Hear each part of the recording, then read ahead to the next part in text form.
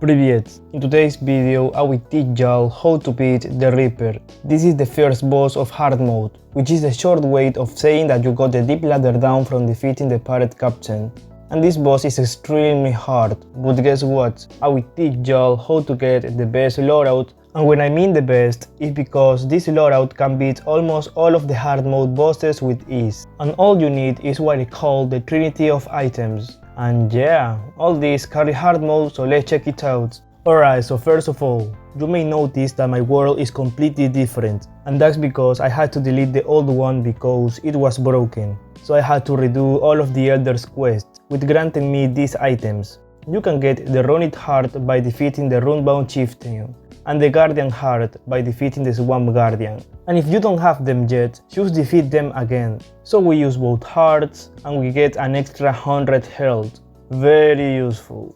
Next step, we need to get both tungsten extensions, and for this we need to use the deep ladder down in the forest. So we go down, and nothing. I'm trapped with no way of mining, so we will use the ultimate exploration technique. So we go up, break the stairs, and I want to move a bit here because I saw this structure, which is the one we want to find. Take notes. And here we are. This place has a lot of chests, which contains tungsten bars, used to craft the tungsten stations, and shadow gates to summon the Reaper. However, we must be careful. Skeletons here can throw bones and holy damage. Not only that, but deep cave spirits spawn. They go through walls and you're never safe. So choose rush between rooms and close doors, then loot. And this structure has this room which has a tungsten workstation, so we just mine it, and once we get 6 tungsten bars we return to our base. So we place our new workstation and try to upgrade our demonic anvil. But we also need quartz, so we go to a desert, and in this case we just use our normal stair, and we either mine quartz or defeat cavelins, which is recommended by the way. So that's what I did, and it dropped enough quartz, and boom! Now we have access to hard mode crafting. And we will start by making 2 bone healths using the tungsten workstation and a total of 80 bones, dropped from skeletons from earlier. One for equipping, and we save the other one for later. After doing all of this, we must find a snow biome, and we go there for 2 items. First is a pickaxe found in chests, and the other one is a very important armor set. And I wanted to make an exploration montage, but this happened. And well, you may wonder, why is this item so important? Just look at this. This pickaxe is the best. It allows you to skip the huge process of mining ores and crafting better pickaxes. However, if you are not as lucky as I am, just use the ultimate exploration technique to explore and find chests. However, if you decide to patch this house, use boy dynamite from the pirate NPC and blow everything up. And by using this technique, I found the best pickaxe in the game, which allows you to easily explore any deep cave biome. Alright, so second item time. And to get it, we need to defeat the ninjas, and they will dodge your first attack, and then proceed to shoot shurikens that deal a lot of damage. But ninjas have a high chance to drop part of their suit, and look at those stats. I of course replace my armor and continue until I have a wall set, and this set has a passive ability. Your attacks no longer slow you down, and if you don't understand, have a look at this. Not only that, but it gives speed, critical chance, critical damage bonus, and a total of 50 armor. And I also recommend to craft any hard mode weapon to make the next step easier, which is how we get the last item. And for this we need a desert biome, which for me requires a lot of walking, so be right back. And I arrive. I place this waystone and I go down. And all we need are 5 worm carapaces dropped from these huge worms called sandworms. So yeah, we wait for them to spawn and then we collect. After we get what we need, we return, and using the tungsten workstation, we craft the carapace dagger, which requires 5 worm carapaces and the bone heal that I told you to save.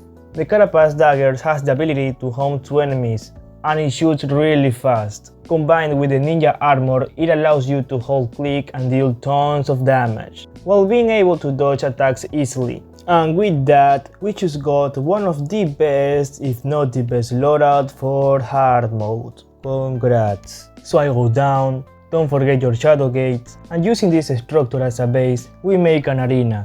Just blow things off, illuminate everything, cover everything else with walls, drink potions, eat, and use the shadow gates. Alright, so first, he will start to teleport around you, and then attack, and all you have to do is stay still, then wait, and then choose dodge. It's very easy. Then, he will stay still by throwing orbs at you. You should be able to deal tons of damage without the worry of dodging orbs. And lastly, he will go around you while throwing a big sight and catch it afterwards. Again, easy to deal with. However, once he's below 50% of health, he will get scary makeup and change attacks. First, he will recycle his first attack, but faster. Then, he will go buy milk and make even more orbs to spawn. Just repeat what I do here to make it easier. And finally, he will repeat his third attack, but teleport to catch the sight. So yeah, that's all he did. Just increase his speed and change a bit his attacks, but they are pretty much the same. The ninja set passive ability combined with the fast homing attacks of the Carapace dagger is the perfect combo to obliterate this boss and some future bosses.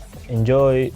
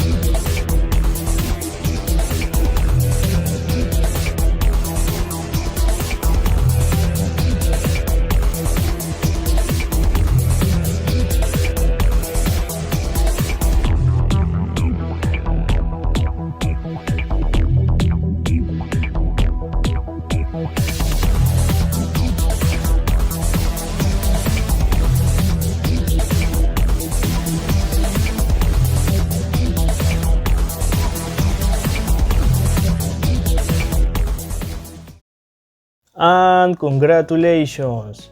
First, let's check out the boss drops. First, we have the Reaper Skull. It's a summoning weapon. However, unlike any other summon, it doesn't consume summon slots. It will summon 5 orbs around you, and when an enemy is nearby, it homes, attacks, and disappears. This is an amazing support weapon for all classes, so save it.